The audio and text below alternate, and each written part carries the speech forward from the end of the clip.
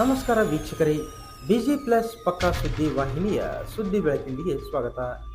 ನಾನು ನಿಮ್ಮ ವಾಹಿನಿಯ ವರದಿಗಾರ ಸಂಗಮೇಶ್ ಕುಶಿಗಿ.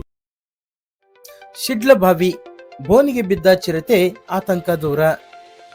ಕಳೆದೊಂದು ವಾರದಿಂದ ಯಲಬುರ್ಗಾ ಮತ್ತು ಕುಷ್ಟಗಿ ತಾಲೂಕಿನ ಕೆಲ ಗಡಿ ಪ್ರದೇಶದ ಜನರಲ್ಲಿ ಆತಂಕ ಸೃಷ್ಟಿಸಿದ್ದ ಚಿರತೆಯೊಂದು ಅರಣ್ಯ ಇಲಾಖೆಯವರು ಇರಿಸಿದ್ದ ಬೋನಿಗೆ ಬಿದ್ದಿದೆ.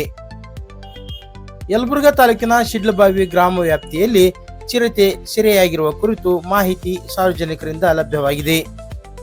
ಮೆಣೆದಾಳ್ ಹಿರೇಮನ್ನಾಪುರ ಗ್ರಾಮ ಪಂಚಾಯಿತಿ ವ್ಯಾಪ್ತಿಯ ಗುಡ್ಡದ ಹನುಮಸಾಗರ, ಹುಲಿಯಾಪುರ ತಾಂಡ, ಬಚನಾಳ್ ಗ್ರಾಮಗಳ ಸುತ್ತಮುತ್ತ ಅರಣ್ಯ ಪ್ರದೇಶದಿಂದ ಆಹಾರ ಅರಸಿ ಬರುವ ಚಿರತೆಗಳು ಕುಷ್ಟಗಿ ತಾಲೂಕಿನ ಲಿಂಗದಹಳ್ಳಿ ವ್ಯಾಪ್ತಿಯ ಜಮೀನೊಂದಕ್ಕೆ ನುಗ್ಗಿ ಅಲ್ಲಿ ಕಟ್ಟಿ ಹಾಕಲಾಗಿದ್ದ ಆಕಳು ಕರುವಿನ ಮೇಲೆ ದಾಳಿ ಮಾಡಿ ಕೊಂದು ಹಾಕಿತ್ತು.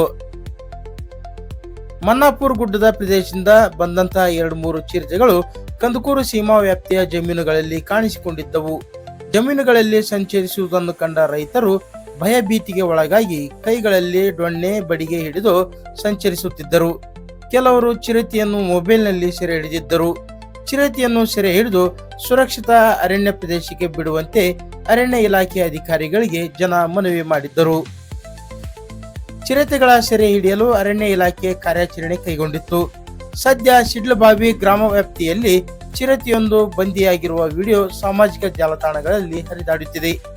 ಇನ್ನುಳಿದ ಚಿರತೆಗಳ ಸೆರೆಗೆ ಅರಣ್ಯ ಅಧಿಕಾರಿಗಳು ಮುಂದಾಗಬೇಕು ಎಂದು ಗುಡ್ಡಗಾಡು ಅರಣ್ಯ ಪ್ರದೇಶದ ಗಡಿ ಭಾಗದ ಜನ ಒತ್ತಾಯಿಸುತ್ತಿದ್ದಾರೆ.